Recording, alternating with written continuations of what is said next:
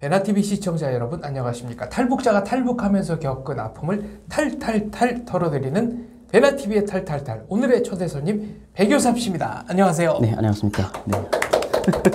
너무 오래간만에 뵙습니다. 몇 년 만이죠? 베나TV 출연이? 야, 거의 뭐 이제 한 7년 정도? 7년 전이죠. 8년 정도 된 것 같습니다. 그렇죠. 초창기 몰수북수 그렇죠. 멤버였으니까. 네, 네. 근데 가만히 생각해 보니까 네. 정작 초창기 멤버들하고는 탈탈탈을 안 찍었어요. 그동안 저를 안 찾아주셨더라고요. 근데 이번에 먼저 연락을 주셔가지고 제가 바로 그냥 당장 탈탈탈부터 찍고 시작하자. 야, 이 박사님이 직업정신이 얼마나 투철하신지 저는 가만히 이게 안부 전화도 안 드리면 이게 참 이게 사람이 도리가 아니다 싶어서 연락을 드렸었는데 바로 이렇게 일정을 확 잡으시더라고요. 야, 역시 이 네. 끈질기고 끈기 있는 이 직업정신. 그러니까 이 베나TV가 지금까지 잘 풍랑을 헤쳐서 잘 온 것 같습니다. 그렇죠. 1차 목표가 네. 일단은 10년을 한번 버텨보자였는데 2024년 6월이면 이제 10년. 거의 지금 다가오고 있습니다. 고생하셨습니다. 자, 우리의 백요삽 씨 1984년생. 고향은 어디죠? 저는 집이 신의주입니다. 신의주. 바로 그 황금평 그렇죠. 근처. 중국하고의 교역량, 공식 교역량이 제일 많은 도시죠. 아마도 이렇게 이야기하면 쉬울 것 같습니다. 북한판 부산. 한국의 부산인 같이 북한도 어찌 보면 가장 교역량이 많으면서 이런 곳이 신의주라고 볼 수 있겠죠. 신의주는 어떤 동네입니까?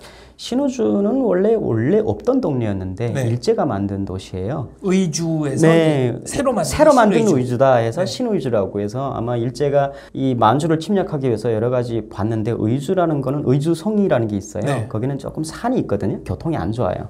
그러니까 일제가 이 만주를 침공하기 위해서 뭔가 좀 탁 트인 것을 보다가 거기에 압록강 하류, 그러니까 엄청 넓은 벌지대였어요. 그래서 거기다가 시내를 새로 기획을 해서 만들고 거기다가 다리를 놓고 만주를 침략하기 위한 병참기지로 활용을 했던 거죠. 신의주 학생의거에 대해서는 들어본 적 있습니까? 그렇죠. 그게 북한도 상당히 큰 비중을 가지고 다루고 있어요. 그게 드라마도 있고 북한에서는 영화도 있어요. 신의주 학생의거가요? 그게 공산당 물리치자고 일어난 건데도 그렇게 기념하나요? 북한에서 최초이자 유일한 어찌 보면 민주화 시위라고 봐야 되나요? 아니면 북한판 5.18이라고 봐야 되겠죠. 그때 그 미제와 남조선 괴뢰도당이 사주에 의해서 반동들이 올라와서 청년 학생들을 들쑤셔서 일어나는 어떤 폭동이다 이렇게 해서 그런 드라마들을 했고 김일성이 그거를 잘 진압하는 과정들 이런 것들을 드라마로 엄청 길게 만들었던 게 있습니다. 첫 기슬개서라는 드라마가 있습니다. 이 유튜브에 아마 있을 거예요. 첫 기슬개서? 이거는 신의주 학생의거를 일으켰던 정말 투사들 들으시면 기절할 노릇이네요. 그러니까 무궁화 청년단이라고 그 드라마에도 나와요. 그게 아마 한국의 서북 청년단의 전신인 것 같아요. 그러니까 그분들이 뭐 남쪽에 사주를 받았든지 안 받았든지 그건 저희도 모르겠어요. 북한에서는 그렇게 이야기를 하니까. 하지만 반공 반걸 기질이 제일 강했던 게 평안북도 지역이었어요. 그렇죠. 역사적으로다가 솔직히 뭐 총제비들, 칼제비들밖에 없었잖아요. 그쪽은 어쨌든 이성계가 유화도에서 회군할 때부터 어쩌면 거기는 이 약간 군인 출신, 깡패 출신들. 그렇죠. 우리 시라소니도 장군의 아들 그 영화에서 나오는 시라소니도 신의주 출신이잖아요. 그리고 그때 당시에 깡패들 그러니까 건달들 이화령, 이정재 뭐 대부분 다 우리 평북 출신들이죠. 신의주 하니까 생각나요. 2002년인가 거기 저 김정일이 신의주 경제특구 만든다고 거의 준독립기구 북한 내 홍콩 만들겠다고 그랬잖아요. 국기도 만들고 뭐 국장, 국기, 뭐 행정장관까지 다 임명하고 양빈 장관까지 다 들어오고 양빈이라는 중국 사람. 그 유럽계 중국인이죠. 네덜란드 국적. 근데 저희들도 그때 저는 이전부터 탈북을 결심했지만 그때 북한이 공식적으로 발표를 하면서 탈북을 살짝 보류했던 적이 있어요. 어차피 자본주의 될 건데 내가 왜 도망가? 했는데 그게 조금 있다가 흐지부지 되더라고요. 양빈이 중국에 가서 더 체포되고 그러니까 그때 좀 절망을 했죠. 떠나야 되겠구나. 안 되는구나. 신의주 하면 제일 생각나는 거 뭐가 있습니까? 신의주 자랑 좀 해주세요. 신의주는 공업도시예요. 그리고 좀 엘리트들이 많긴 해요. 대학이 진짜 많거든요. 그 조그만 시 안에. 가장 어쩌면 대표적인 특산물은 신의주 신발공장.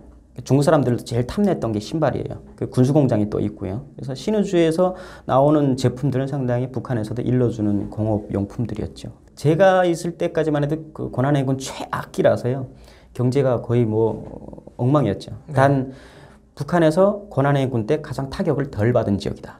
중국과 거죠. 교역량이 많으니까. 네. 그때 당시 강택민 주석이었는데 북한에 그런 말이 있어요. 신의주에 조선의 경립과장은 강택민이다. 경립과장이라는 건 후생부장. 네. 네. 그러니까 저기 물건 대주고 생필품 대주는 사람이 장점인 중국 주석이다. 네. 그런 얘기가 나돌 정도로 그때는 거의 중국화가 돼 있었어요. 신의주 도시 자체가. 그리고 북한 실제 돈은 거의 통용이 안 됐고 대부분 다 중국 돈으로 통용이 됐어요. 위안화. 네. 네. 그 이후에 북한이 또 화폐 개혁을 하면서 돈이 완전 쓰레기가 됐죠. 그러니까 지금은 대부분 다 중국 화폐 아니면은 진짜 잘 사는 사람들은 달러. 그렇게 통용하고 있죠. 국돈, 그 북한 돈은 당비 낼 때만 쓴다고. 네. 네. 시장에 가서 북한 돈 내면은 이제 개무시를 해요. 어디서 사람 뭘로 보고 씨. 그 정도 물건 안 팔아. 네, 뭘로 보고 이게 똥수개라고 해요. 우리는 뒤도 못 닦는 종이다. 그거 가지고 뒤도 못 닦잖아요. 거기 종이 질이 안 좋아요? 김일성이 머리가 있어서 그걸로는 아무것도 할 수가 없어요. 접어도 안 됩니까? 네, 불쏘시개도 접는 건 되는데 그걸로 뭘 하거나 이런 절대로 안 되죠. 그냥 골칫거리죠. 그냥 북한 정권에서도 골칫거리입니다. 이거 뭐 치우지도 못하고. 저 부모님은 어떤 일 하셨습니까? 아버지는 거의 30년 동안 군 장교로 계셨습니다. 네. 그러니까 그때 당시 1군단 공병부대 대대정치단으로 소좌로 있었고요. 그러다가 이제 아버지가 1998년도 정도에 제대를 하셨어요. 그래서 고향인 신의주로 오셔서 거기에서 일을 했는데 원래 군 출신들이 군에서 오랫동안 있었던 사람들이 전역을 하면 되게 힘들어요. 세상을 모르잖아요. 사회에 적응하기가 만만치 않죠. 대부분 단명해요. 저희 아버지도 뭐 50 조금 넘자마자 돌아가셨는데 그만큼 너무 힘들고 하니까. 몇 년도에 돌아가신 겁니까? 저는 탈북 후에 아버지가 돌아가신 줄도 모르고 여기서 히히하하 막 대학생활 하면서 막 술 퍼먹고 있다가 이제는 나도 좀 조용해졌으니까 아버지 좀 알아보자 하고 알아봤는데 2012년도에 알아봤죠. 그러니까 그때 그 브로커가 딱 문자로 와요. 카톡 문자로. 아버지는 이미 돌아가셨는데요. 야, 그걸 받으니까 이게 받아들여지지가 않는 거예요. 그냥 50대 초반이신데. 네, 오히려 담담하게 보이더라고요. 아버지 돌아가셨는데요? 문자를 그렇게 받았어요. 근데 언제 돌아가셨냐 하니까 2007년도에 이미 돌아가셨다고. 그러니까 제가 한창 탈북을 할 때 그때 돌아가셨더라고요. 형제 자매는 어떻게 돼요? 누나가 있고 제 엄마가 친엄마는 제가 8살 때 간암으로 돌아가셨어요. 네. 그래서 저는 새엄마 손에서 자랐죠. 근데 거의 누나가 엄마 대신 했고 그런데 누나가 또 고집불통이라서 또 김일성종합대학 추천받았는데 뿌리치고 저기 군대에 입대했어요. 그래서 평양 공군사령부에 입대해서 한 8년 복무하고 입당 다 하고 제대 때는 그 해에 제가 도망을 쳤어요. 누나를 보면은 탈북을 못하게 쓸 거예요. 그래서 마음이 약해질까봐 누나가 오기 전에 빨리 튀었죠. 그래서 누나가 하나 있고 제가 11살 정도 때 새엄마가 우리 아버지하고 해서 아기를 낳았어요. 딸을. 그래서 제 여동생이 하나 또 있죠. 이제 거의 띠동갑이 되는 여동생인데 그렇게 지금 남아있는 건 여동생이 있는 거죠. 여동생하고 새엄마. 누나는? 누나는 그 이후에 한동안 소식을 몰랐는데 아주 최근에 아버지 부대 참모장을 하셨던 분이 신의주 같은 출신인데 탈북을 하셨더라고요. 저는 신의주 사람들 거의 못 만나봤거든요. 거기서 진짜 외로웠는데 진짜 신기하게 부산에서 살고 계세요. 오셔서 상세하게 얘기를 해주시더라고요. 그동안 너무도 모르고 있었는데 그래도 최근 소식 들으니까 좀 마음이 좀 편해지더라고요. 누나 못 본 지가 그러면은 2003년도 아니죠. 누나 군대 나갔을 때가 언제 군대 나갔지? 1996년도 군대 나갔으니까요. 이제 보면 뭐 얼굴도 못 알아볼 거예요. 아이고. 여동생도 8살 때 헤어지고 지금은 뭐 보자 27, 28 됐네요. 참 그렇게 됐습니다. 학교 다닐 때 배교셉은 어떤 학생이었습니까? 저도 제가 착한 줄 알았어요. 진짜 착해 보이잖아요. 근데 그 신의주 같은 출신의 그 참모장 하셨던 분의 딸이 저하고 2년 연하예요. 유치원도 같이 다녔더라고요. 근데 저 기억이 안 나요. 근데 오빠야. 오빠 난 못 알아보니? 오빠 그때 매일 애들 패고 다녔어? 이러는 거예요. 아닌데 나는 진짜 기억이 안 나는데 진짜 그냥 애들 조인트 까고 막 그랬대요. 원래 때린 사람은 기억 못해요. 아 그래요? 맞은 사람이 기억해요. 저는 진짜 기억이 안 납니다. 저는 착한 학생인 줄 알았는데 엄청 사고 엄청 치고 다녔다고 그러더라고요. 근데 어쨌든 학급에서 1등을 놓치면 자존심 때문에 이게 집에도 못 들어갔어요. 그러니까 엄마 친엄마 살았을 때는 그래도 공부를 열심히 좀 했던 것 같은데 엄마가 돌아가시고 나서 저 그 다음부터 삐딱선을 탔던 것 같아요. 어머니는 아까 간암으로 돌아가셨는데 뭐 그 나라의 의료 체계라는 게 뭐 엉망이니까요. 전 기억에는 사고는 많이 친 것 같아요. 나갔다 들어오면 무조건 옷이 찢어지거나 불타 있거나 머리카락이 다 타 있거나. 파란 파란만장맨. 아니 딴 거 찢어졌다까지는 이해하겠는데 불에 탔다는 뭡니까? 제가 불을 되게 좋아했어요. 제 본명이 화성이거든요. 근데 아버지는 그 화를 쓰지 않았는데 어릴 때부터 왜 이렇게 불을 좋아했는지 지나가다 마른 풀만 보면 절대로 안 지나갔어요. 그냥 다 불살랐어요. 근데 그때 방화. 진짜 최고의 방화범이었어요.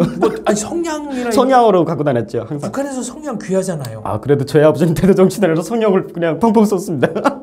네. 아니 그럼 이거 큰 불로 번지면 어떡해요? 야, 이것도 북한 당국의 잘못된 이 교육이 나온 어찌 보면 잘못된 결과예요. 네. 그때 북한에서는 애들한테 애국심을 불어일으키려고 여러 가지 약간 관련 영화들을 많이 내보냈어요. 그 영화 중에 하나가 뭐냐면 어린 학생들이 산에 올라가서 막 불놀이하고 있다가 불을 놨는데 그 불이 번지는 산이 김일성이 그 구호나무라고 있잖아요. 네. 항일혁명 투쟁 때 항일 투사들이 직접 썼다는 구호나무에다 불이 붙은 거예요. 네.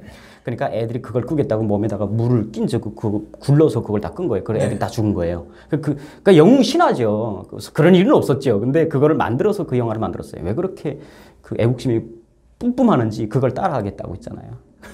아까 불도 내고 내가 처음부터 끝까지 다 해보겠다. 내가 끄고 올라가서 김성장은 마세요 하고 이렇게 불렀던 기억이 나요. 그렇게 부르다 보니까 머리부터 발끝까지 엄마가 쎄요 딱 입혀놓으면 그냥 들어오면 몽땅 불구멍 있잖아요. 네. 엄청 맞았습니다. 진짜 많이 맞았어요. 근데 그거 구호나무 지키려고 그랬다 그러니 뭐라고 그럴 수도 없는 거예요. 네, 그래서 저희들은 막 김성장군 마세요 하고 굴렀어 이러면은 한 말이 없죠. 겨울에는 눈 뒤집어 쓰고 구르고 여름에는 비 맞고 구르고. 근데 뭐 기왕에 구호나무 얘기가 나왔으니까 말인데 그 구호나무가 이제 북한식 선전으로는 일제 때 김일성이 빨치산 그거를 할 때 뭐 활동을 할 때 뭐 김일성에 대한 충성의 맹세를 나무에다 새겼다라는 거 아닙니까? 그렇습니다. 근데 그게 왜 북한 전역에서 한 그루도 발견이 안 되다가 갑자기 어느 순간부터 마구 발견이 되는지. 그 반세기가 지났는데 그때 뭘로 썼는지 유성펜으로 썼는지 그게 참 아직도 안 지워진다는 것도 말이 안 돼요. 50년 동안 발견 못한 사람들이 이거는 처벌을 받아야 되는 거 아닌가요? 항일 투사들이 대단합니다. 그때 얼마나 그거 첨단 재질을 썼으면 지금도 안 지워지고. 웃긴 게 반세기가 지난 나무가 왜 이렇게 얇아요. 거기다가 글을 썼대요. 그래서 이 반세기 동안 크지도 않았네 이 나무는. 50년 지나면 그래도 이만큼 돼야 되는데. 그러니까요. 참 이게 뻥도 근데 그 뻥에 국민들이 넘어간다는 게 더 좀 참담한 일인 거죠. 그 구호나무가 가지고 있는 이 과학적 미스테리. 정말 북한에는 여러 가지 기적이 일어나는 거는 틀림없는 것 같습니다. 그 단군릉도 플라스틱을 이렇게 만들어가지고 5,000년 전에 발견됐다고 해가지고 지금 평양에다가 지금 모셔놨잖아요. 그렇죠. 나중에는 뭐가 어떻게 나올지 모르겠습니다. 이게 북한에 저희 아버지도 정치군관을 하셨지만 북한의 선전선동술은 세계 최고입니다. 베스트. 이게 한국인들이 뭐 K-팝 이런 것만 잘하는 게 아니에요. 저 북쪽은 이거 터는 거 진짜 잘해요. 선전, 선동에다가 뭐 저건 완전 K도 붙여야 돼. K-선전. 그래가지고 K-선동. K-선동. 아니 그러니까 베스트 선동이죠. 그러니까 지금 국력차가 80배 이상 나는데 안 무너지고 버티는 거 아닙니까? 저것도 K-독재? 그렇죠. 대단하죠. 그 구호나무. 그 50년 동안 발견 못한 사람들 정말 처벌해야 됩니다. 맞습니다. 뭘 하다가 발견을 못하고 이렇게 50년 세월을 흐르게 했는지.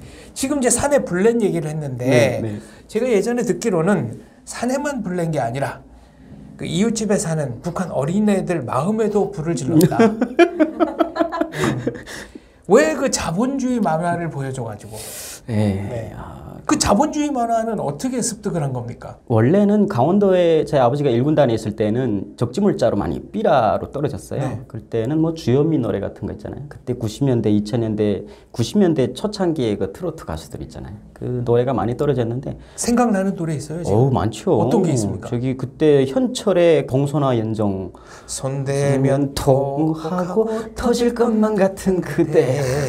그러면 서른도의 그 여자 삼바의 여인 그 다음엔 저기 태진아 노래 그다음에 거울도 안 보는 여자 그다음에 주현미의 그 추억으로 가는 당신 눈물의 부르스 제가 거의 남한 사람들보다 그때 어릴 때 남조선 트로트를 다 통달을 했어요. 근데 그게 어린이들이 좋아할 만한 가사는 아니잖아요. 그때 저는 살짝 사춘기가 좀 들어서 오고 엄마가 일찍 돌아가셔서 그런지 사춘기가 빨리 왔던 것 같아요. 반항심이. 그러다 보니까 좀 그런 걸 일찍 좀 터득했던 것 같아요. 그리고 또 남조선 방송이라는 거를 들었을 때 그 엄청난 충격과 신비함 있잖아요. 북한이 어느 정도 좀 풀어놨으면 그렇게 신비함도 없을 거예요. 남조선 방송은 어디서 들었어요? 강원도에서? 강원도에서는 약간 테이프로 임지에서? 듣고, 네. 테이프로 듣고 이제 삐라로 날라온. 네, 삐라는 제일 많이 봤죠. 삐라하고 녹음 테이프 이런 거로 들었고, 신의조와서는 이제부터 라디오로 본격적으로 듣기 시작했죠. 어떤 프로그램이 제일 기억에 남습니까? 그때 당시는 KBS 사회교육 방송 보고 싶은 얼굴 그리운 목소리. 네. 그때 당시 허은정 아나운서가 진행을 했고 남자 성우가 있었어요. 가장 이름 그게 배한성 성우라고 있었어요. 그 두 분이 진행을 하시는데 왜 이렇게 재밌는지 그 방송을 들으면서 뿅 갔죠. 가장 중요한 건 그 허은정 아나운서의 그 야릇한 목소리가 아우 어린 나이에 불을 확 지폈어요. 제가 저기 뭐 블라디보스톡에 계시는 동포 여러분, 그 노래자랑 세월 따라 노래 따라도 있고 해서 그거 들으면서 야 남조선의 아이들 목소리가 겁나 막 혁명적으로 막 이게 불이 막 뿜뿜하더라고요. 야 남조선 가야 되겠다. 아니 그럼 그때부터 저 한국 가요 90년대부터 굉장히 일찍부터 들은 거예요. 완전히 딱 90년대 초부터 황색물이 빨리 들어가지고 그러다 보니까 처음에는 어쨌든 조선중앙방송의 그 리춘희 아나운서 말만 듣다가 어머 하는 것이다 뭐 이러는 그 아줌마 오래가요. 그 아줌마 할머니네. 수령이 독재하니까 아나운서도 독재하고 뭐 개나 소나 다 독재예요 거기는. 야 근데 웃긴 게 북한에서 남자로 태어난 건 가장 억울한 게 그 점이에요. TV 틀면 그 여자 봐야 되고 끌 때까지 그 여자예요. 예쁜 여자가 안 나오나? 태어나서 그 여자 죽을 때까지 그 여자 얼마나 억울해요.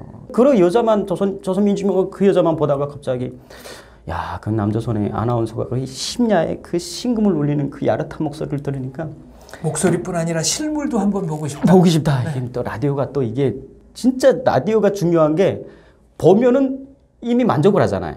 라디오는 상상을 하게 돼요. 못 보니까 그 상상이 그냥 무한대로 올라가니까 얼마나 이쁠지 거기 막 남조선 사회는 어떨지. 근데 북한은 라디오 납땜해가지고 자기네 것만 듣게 하잖아요.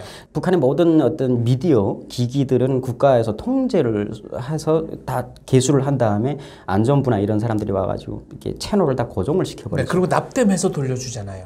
납땜도 하고 거기다가 봉인 딱지를 붙여요. 그 이 봉인 딱지가 찢어지거나 훼손되면 그 다음부터 뜯어보면 이건 반역이다.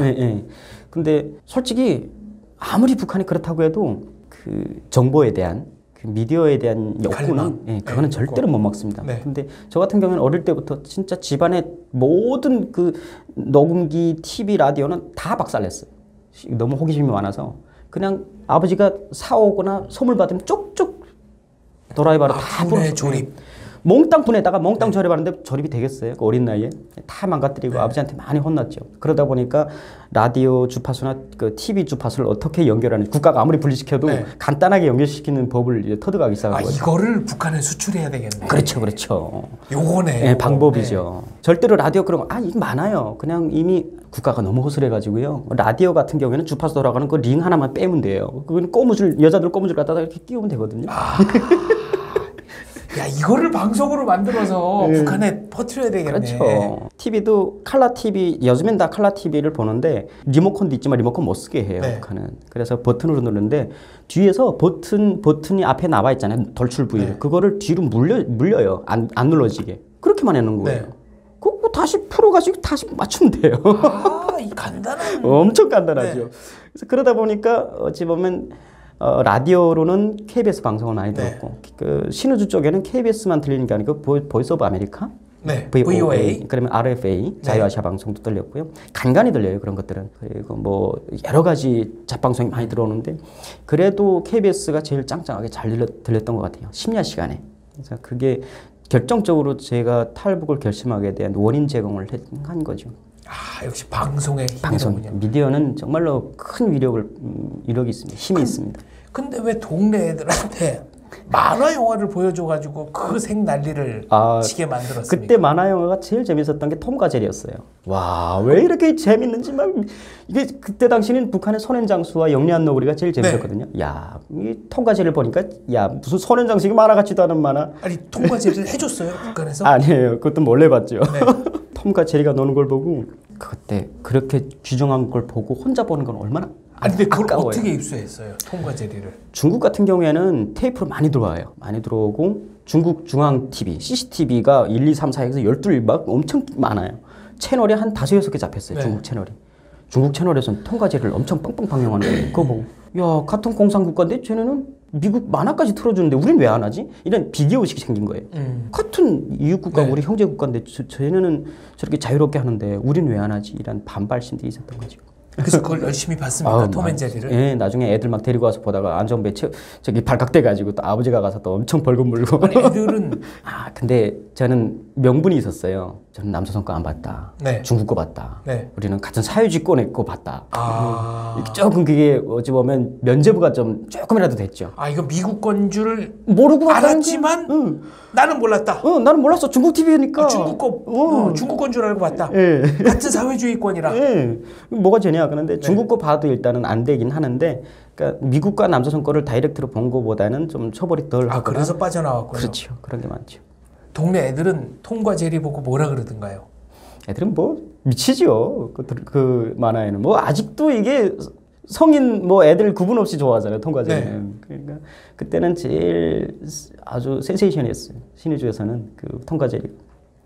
톰과 제리도 있고 그 제목은 잘 모르겠는데 그 똑같은 비슷한 만화예요. 그 디즈니에서 나오는 만화인데 그 토끼가 항상 그 홍당 맞아 그걸 먹으면서 나오는 게 있어요. 네. 그것도 많이 재밌게 봤습니다. 네. 그리고 딱따구리가 나와서 막 이런 거 있잖아요. 따르르 이런 거 있잖아요.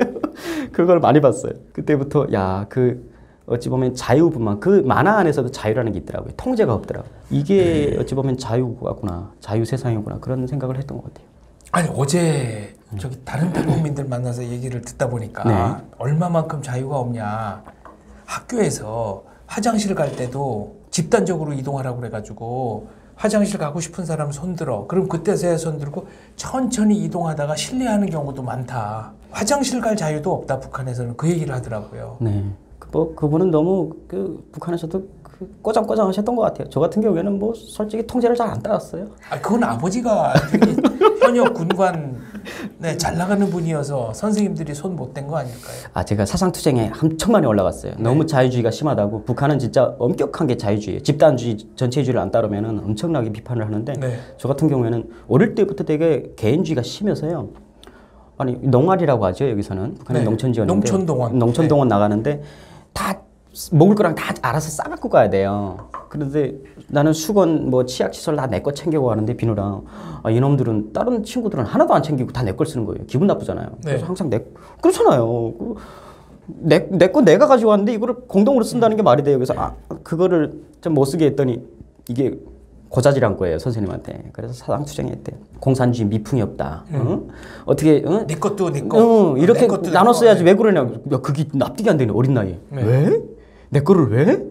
그런 약간 어릴 때부터 살짝 그 사회주의와는 맞지 않은 그런 성향을 좀 가지고 있었던 것 같아요. 근데 왜 고등학교 졸업하고 바로 군대를 갔습니까? 그때 실은 탈북이라고 도망치자고 했지만 나라가 진짜 싫었어요. 사춘기가 들어서면서 또 새엄마하고 가정이 완전히 어찌 보면 불화가 생기고 하니까 이제 집도 싫고 사회도 싫고 모든 게 싫은 거예요. 군대 입대가 몇 년이죠? 진짜 2001년도에 군에 입대했습니다. 근데 친구하고 둘이서 탈북 모의를 했는데 친구는 중국을 통해서 유럽으로 가자고 하고. 그게 언제예요? 군 입대 전에? 아주 전이죠.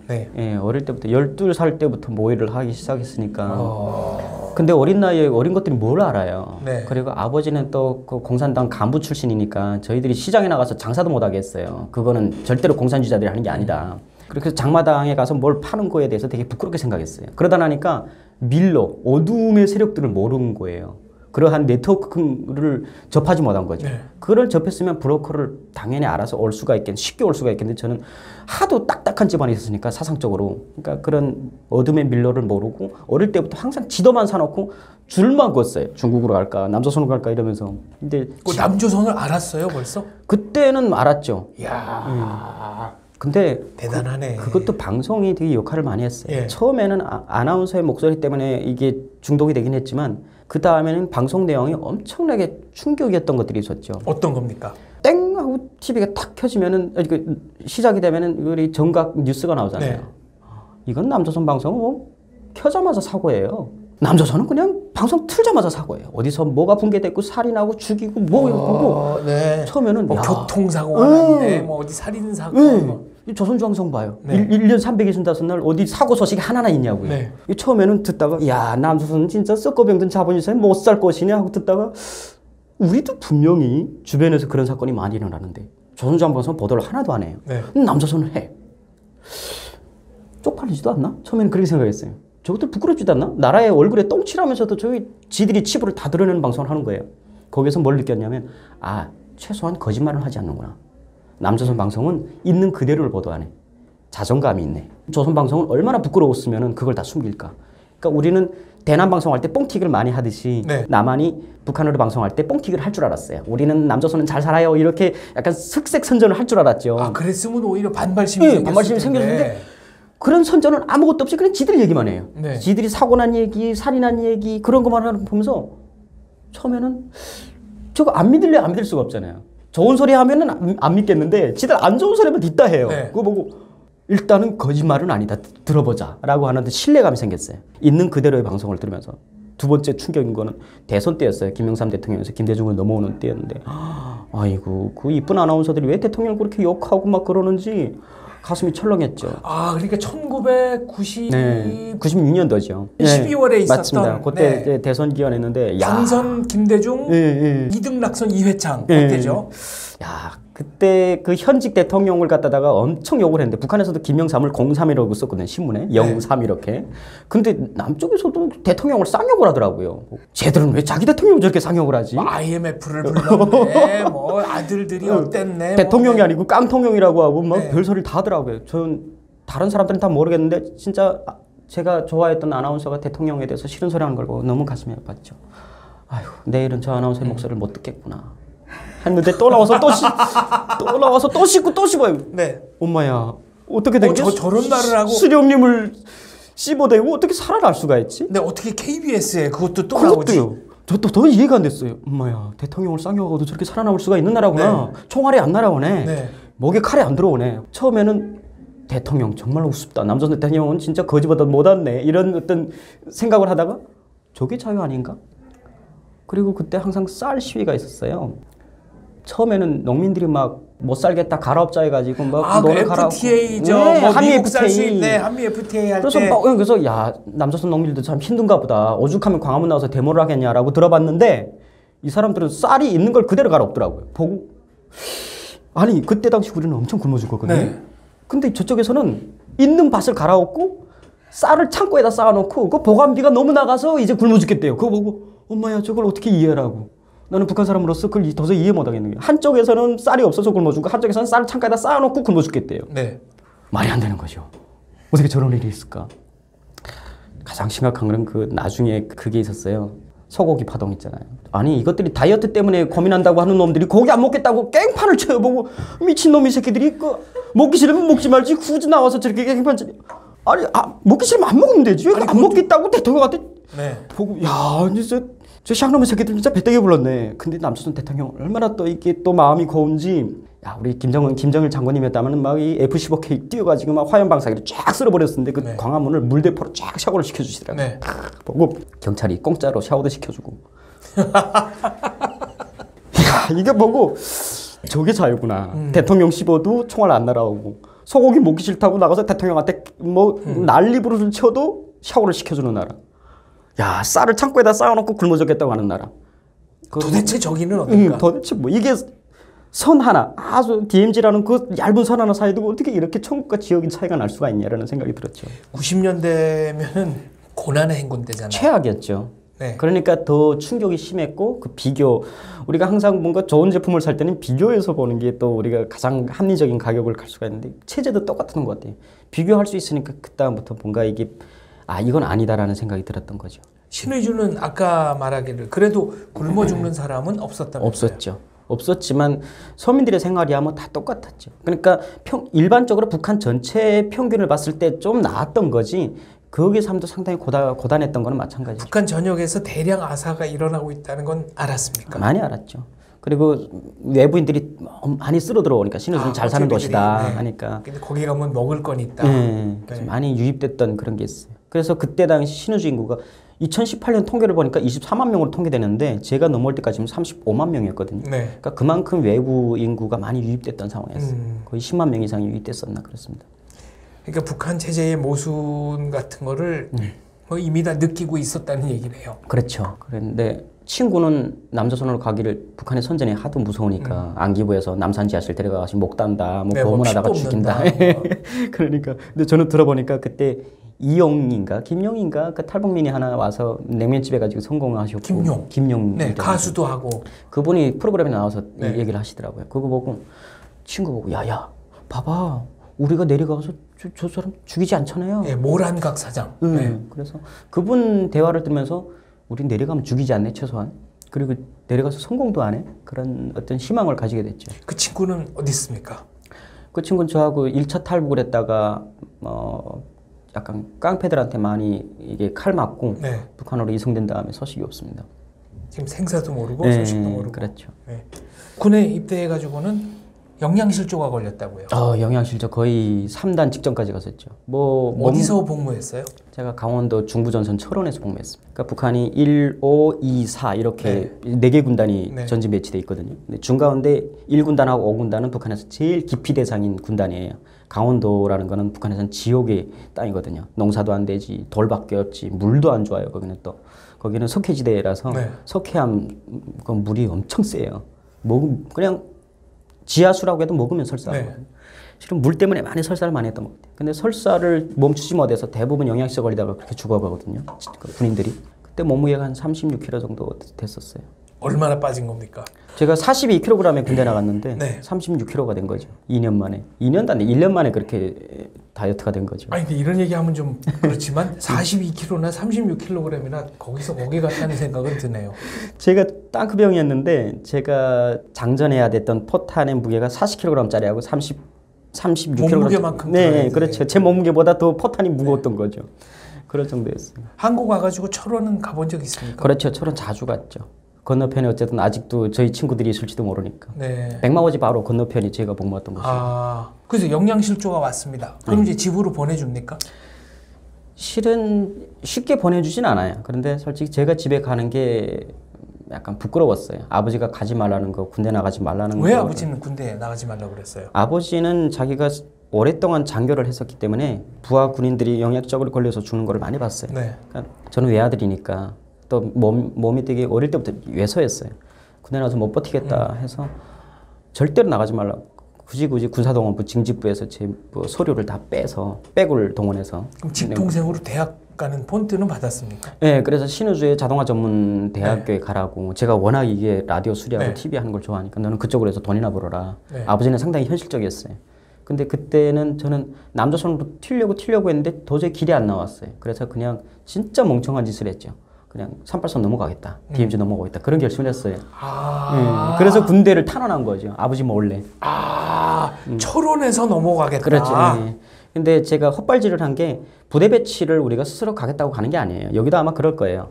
군에서 그게 배치를 해주거든요. 그렇죠. 저는 민경, 그러니까 GOP 초소에 갔으면 아마 넘어왔을 거예요. 귀순했을 거예요. 그런데 딱 그 전방까지 못 오고 5km 후방에 전차대대에 배치를 받은 거죠. 전차부대에서 전방까지 나갈 수 있는 기회가 없어요. 그러니까 이 DMZ를 뚫을 수 있는 기회를 놓친 거죠.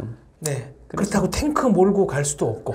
나중에 국정원 아저씨들 그러더라고요. 나중에 탱크 몰고 와라. 힘들게 돌아오지 말고 그러더라고요. 그래서 지는 어쩝니까? 6.25 때 묻어놓은 거라서 지금 안 터져 이러는 거예요. 이 국정원에서 국정원에서 이제 백요셉 씨한테 왜 이렇게 그 힘들게 넘어오지 말고 탱크를 몰고 오라고 그랬느냐? 저는 이해가 갑니다. 아마 탈북민 중에 중국 감옥, 북한 감옥, 러시아 감옥, 뭐 베트남 감옥, 한 나라가 더 있습니다. 독일 감옥? 독일은 감옥 아닌데 한국 감옥이죠. 한국은 여기 데모하다가 들어갔었잖아요. 아시잖아요. 그거는 탈북 후에 탈북 후에 민주하고 간 거니까.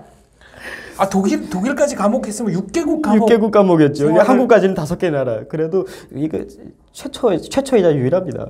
5개국 감옥 생활. 이거는 그러니까 한국 감옥은 빼고 아무튼 한국에 입국할 때까지 4개국 감옥을 거쳐서 그렇습니다. 입국을 한 정말 이 파란만장한 사연. 재밌더라고요. 그럼 이제 죄송합니다. 그러면 이제 영양실조 걸렸어요. 집으로는 어떻게 왔습니까? 집으로는 올 수가 없었죠. 제가 거의 죽기 직전까지 갔었어요. 그때가 2002년? 2002년도 네. 말이었죠. 저는 군단병원까지 실려가면 사람 못 나와요. 그때 19살이었죠. 네. 그러니까 군단병원이라고 하면 15병원, 5군단 병원은 군단마다 군단 병원들이 있어요. 네. 큰 대병원이. 거기 가면 중환자실이라는 게 있는데 거기는 죽어서 나오는 데예요. 그래서 거기로 갔는데 깊은 산 속에 도망칠 수도 없어요. 네. 산 속에 아예 그냥 딱 있거든요. 근데 유일하게 제 상관 중에 한 명이 신우주 출신이 있었어요. 그분이 저를 많이 챙겨주셨어요. 근데 그분이 제대되면서 아버지한테 전할 말 없냐 그러더라고요. 네. 없다고. 잘 지낸다고 그렇게만 전해달라고. 나는 아버지가 하도 가지 말라 근데 아버지 네. 만유를 뿌리치고 왔으니까. 네, 뜻을 꺾고 왔으니까. 네, 저한테는 할 말이 없는 거죠. 그리고 아버지는 아들이 그래도 전차대대 나가서 땅크병이라는 어떤 부심이 있었어요. 자부심이. 우리 아들은 땅크병인데 너희들 군대 안 나간 애들 엄청 교육을 하고 그랬거든요. 근데 고향에 돌아간다는 건 이 영양실조 걸렸다는 건 엄청 수치예요. 군대 네. 나가서. 알리지 말라고 했는데 그분이 가서 아마 아버지한테 알렸나 봐요. 아들 거의 죽게 생겼다고. 어느 날 거의 영양실조 걸려서 산에 남하러 이렇게 가는데 군의관이 오더니 야 백화성 그러더라고요. 그래서 네 그러니까 너 저기 면회 왔다 나가보라 그러는 거예요. 그래서 면회 올 사람이 없는데 강원도에 그 심심산골에. 그래서 저 맞습니까? 그러니까 맞대요. 내려가라요. 그래서 한참 분명히 나한테 올 사람한테 부대에서 왔나? 우리 부대에서 왔나? 내려갔는데 아버지가 멀리서 이렇게 자기 눈물 참으면서 오시더라고요. 이렇게. 처음에는 믿어지질 않아서 이렇게 한참 보다가 아버지? 하니까 와서 그냥 이렇게 탁 안아주는데 야, 왜 이렇게 눈물이 펑펑 나는지 그러더니 한창 이러더니 직원들 다 데리고 오더니 아버지가 그다음에 군의관 만나더니 우리 아들 이렇게 못 두겠다. 당장 데려가겠다 그러니까 지금 현역인데 이렇게 데려가면 이게 탈령 처리된다고 그러니까 네 아들들 만약 이런 상태에서 아버지 입장에서 가만두겠냐 엄청 싸우더라고요. 싸우시더니 그냥 그날로 저를 업고 그냥 도망을 친 거죠. 그때 아버지가 현역은 아니고 제대하고 신우주시 네. 시청에서 근무를 하셨어요. 근데 너무 업고 오면서 아버지가 우시더라고요. 그러니까 탈영을 한 거네요. 그렇죠. 그러니까 아버지 덕분에 탈영병이 된 거죠. 그러니까 부대에서도 어느 정도 좀 묵인을 해준 거네요. 그냥 어쩔 수 없이 묵인한 거죠. 그렇다고 저걸 탈영 처리해가지고 군사재판에 넘길 수도 없고 다 죽게 된 거를. 근데 아니 다 죽게 된 그런 영양실조 강령실이 온 병사들을 산에 나무하러 보냅니까? 네. 근데요. 그렇게 안 하면 죽어요. 정신력으로 버티는 거예요. 이게 중환자실의 환자들은 무조건 중환자실에는 누워서 들어가거든요. 네. 그러니까 들것에 실려서 들어가요. 근데 들어가자마자 옆에 있는 애들이요. 막 차요. 막 때려요. 일어나라고. 왜요? 일어나라고. 아 정신줄 놓으면 네. 그냥. 너 그렇게 누워있으면 죽는다고. 한 며칠 두드려 맞으면서 그냥 뭐가지 잡고 끌고 산에 올라가요. 한 주일 그러면요. 진짜 걸어요. 그 마른 장작 같은 놈이 가서 장작을 해워요. 그렇게 해서 안 죽어요. 그러니까 너 대부분 그 정신력으로 버티는 거죠. 이거 좀 화제를 좀 돌려보겠는데 네네. 2002년 12월까지는 철원에서 근무한 거잖아요. 그렇죠. 네. 2002년 6월에 네네. 월드컵은 봤습니까? 월드컵이 있었는지도 우리는 몰랐어요. 그때 연평해전 터진 건 우리가 알았죠. 그럼 어떻게 알았나요? 연평해전이 상당히 심각했어요. 그러니까 그게 확전돼서 육지로까지 이제 전쟁이 붙을까봐. 네. 그때 장교들이 걱정하는 걸 들었어요. 술 먹으면서. 여기서 붙으면 우리 다 죽는데. 그런 얘기를 들었어요. 남조선이 맘먹고 진짜. 그러니까 바다에서 그렇게 두드려 팼는데 이제 육지까지 이게 솔직히 되게 전쟁 공포증이 장교들이 더 심해요. 어차피 이 전방에서 보면은 국군하고의 전력 차이를 이미 다 실감을 하거든요. 전차병 같은 경우에는 그냥 알아서 두드려 맞는 거로 알고 있으니까 전쟁 나면 우린 다 죽어. 그냥 항상 그런 소리 하거든요. 그래서 네. 그때 연평해전 때 육지로 확전될까 봐 장교들이 많이 걱정했던 기억이 납니다. 그러니까 월드컵은 모르고 연평해전은 확실히 기억한다. 월드컵이 뭔지를 몰랐지만 우리말로는 세계 축구 선수권 대회였어요. 네. 우리는 그렇게 번역을 하지 월드컵이 뭔지도 몰랐어요. 이 경기도 쪽에서는 북측 초소에서 함성도 좀 들리고 그랬다는 얘기를 제가 들은 적이 있어서 한번 그걸 확인해 보고 싶었어요. 영양실조 걸려가지고 언제 그런데 신경 쓸 새가 없었어요. 그럼 이제 고향으로 돌아왔습니다. 네. 그럼 집으로 왔나요? 예, 집으로 와서 아버지가 진짜 지극정성으로 좀 돌봤어요. 참 아이러니한 게요. 그때 유엔에서 북한의 영유아들을 먹여 살리라고 분유를 많이 대량으로 지원했어요. 영양 쿠키, 뭐 분유. 근데 프랑스 분유가 그때 들어왔는데 아버지가 그걸 병원에서 뒤로 빼낸 거예요. 네. 빼내서 저한테 분유를 먹이는데 왜 그렇게 분유가 좋은지요? 한 달 먹으니까 그냥 원상복귀도 안 해, 살이. 팍팍 살이 찌는 게 아침에 일어나면 엉덩이에 살이 붙는 게 느껴져요. 주먹이 안 들어가네? 네. 손이 안 들어가네? 사이에 사타구니에. 그러니까 지금 하도 살이 빠져가지고 이렇게 사타구니에 주먹이 다 들어가죠. 이게 영양실조의 기준을 그러니까 어디까지 심각해지냐라고 볼 때 군의관들이 대부분 주먹을 넣어봐요, 사타구니에다가. 그게 주먹이 들어가면은 그는 얘는 죽기 직전이다고 봅니다. 허벅지 안쪽 살이 다 빠지면 죽기 직전이다. 그냥 이렇게 돼요, 진짜. 뼈에다가 이제 노란색 페인트 칠하는 거고 똑같죠. 그게 프랑스 분유가 그렇게 좋아서 그거를 먹으면서 살이 엄청 쪘고, 원래 부으면은 영양실조 걸리고 또 그러면은 살이 막 부어요. 네, 부종이 오죠. 네, 부종이 오면은 누르면 살이 안 나오거든요. 네. 감기병처럼. 밀가루 반죽한 것처럼 돼요. 네. 근데 살이 막 찌는데 진짜 부은 날에서 눌러보니까 살이 탱글탱글하더라고요. 보고. 다시 올라와요? 네. 그래서 야, 이건 부은 게 아니고 진짜 살이구나. 야, 그때는 참 처음에 영양실조 걸려서 아버지 등에 업혀서 갔는데 여동생이 그동안 한참 커 있더라고요. 그래봤자 8살인데 학교 갔다 오더니 나를 보더니 집에 잘못 들어왔나 해가지고 나갔다 다시 들어오더라고요. 내가 집안 했으니까. 오빠인 줄 몰라보고. 워낙 막 피골이 상접하니까. 집 잘못 찾았나고 나갔다가 아니 우리 집 맞는데 안에 들어오더니 가만 보더니 오빠? 이러는 거예요. 그래서 야, 동생 앞에도 왜 이렇게 쪽팔린지. 그래서 진짜 동네 사람들 부끄러워서 밖에도 못 나가서 화장실도 못 나가서 너무 부끄러워서. 나중에 저하고 탈북 모의를 했던 친구가 와서 술 딱 가지고 오더니 그러더라고요. 허성아, 나 진짜 너 안 돌아왔으면 나 진짜 자살할 뻔했다. 압록강에 몸 던질 뻔했다. 아버지 도박으로 돈 다 날리고 집 완전히 엉망되고 난 나라도 싫고 진짜 집 드시다 빨리 가자 그러는 거예요. 근데 그때는 금방 아버지의 은혜로 지금 살아났는데 또 아버지를 배신한다는 게 너무 이게 그런 거예요. 그래서 영진아 조금만 있어보자. 조금만 있어보자. 근데 허성아, 나 지금 안 도망가면 진짜 후회할 것 같다고. 지금 도망가자고. 그 다음부터 탈북 모의를 또 시작했죠. 이게 앞뒤가 딱딱 지금 맞아 떨어지네요. 맞물려가지고 계속 가는 거네. 그 탈북 모의는 어떻게 시작했습니까? 처음에는 친구하고 진짜 말이 안 맞았어요. 군대 나가기 전에는. 친구는 유럽으로 가자고 하고 저는 남수선 가자고 하고. 근데 나는 그랬어요. 유럽이 네 집 안방처럼 뭐 금방 넘으면 되는 줄 아냐고. 그러니까 남조선 가면 우리 죽인다 야. 그러면서 좀 그만 좀 해라 좀 했는데, 그래서 그때는 저는 군대에 징집돼서 친구한테 그랬어요. 자, 우리 빨리 지금 판단을 하자. 너는 걔 영양실조로 군대 못 나갔어요. 그래서 너는 신의주에 남아서 국경을 뚫어라. 중국으로 가는 길을 뚫어라. 브로커선이라든가 뭐 너는 가는 길. 최대한 거기를 알아보고 나는 남조선 가서 DMZ를 뚫을게. 한 사람은 북, 한 사람은 남. 그래서 누가 먼저 선 잡으면 편지해가지고 우리 암호를 제시하자. 난 너 보고 싶다 면회하라 하면은 내가 남조선 길을 뚫었다는 걸 알고 남쪽으로 우리 부대를 찾아와라. 그럼 같이 넘자. 만약 네가 뚫으면 나한테 편지를 해라. 너 휴가 좀 받아서 올라오라라고 편지를 써라. 그럼 내가 중국선이 뚫려는 걸 알고 내가 도망가겠다. 이렇게 합의를 하고 왔는데 제가 실패하고 먼저 들어온 거죠. 그러니까 친구가 이제는 중국으로 가자 이거죠. 오케이, 어쩔 수 없지. 이제 걔 말 들어야지. 그 다음부터 본격적으로 돈을 모으기 시작했죠. 알겠습니다. 돈을 모아서 중국에 갔다가 중국 감옥, 북한 감옥, 베트남 감옥, 러시아 감옥까지 4개국 사관왕. 사관왕. 이 사관왕의 이 고난의 세월을 거쳐서 한국에 입국한 얘기는 다음 시간에 마저 해드리도록 하겠습니다. 감사합니다. 감사합니다.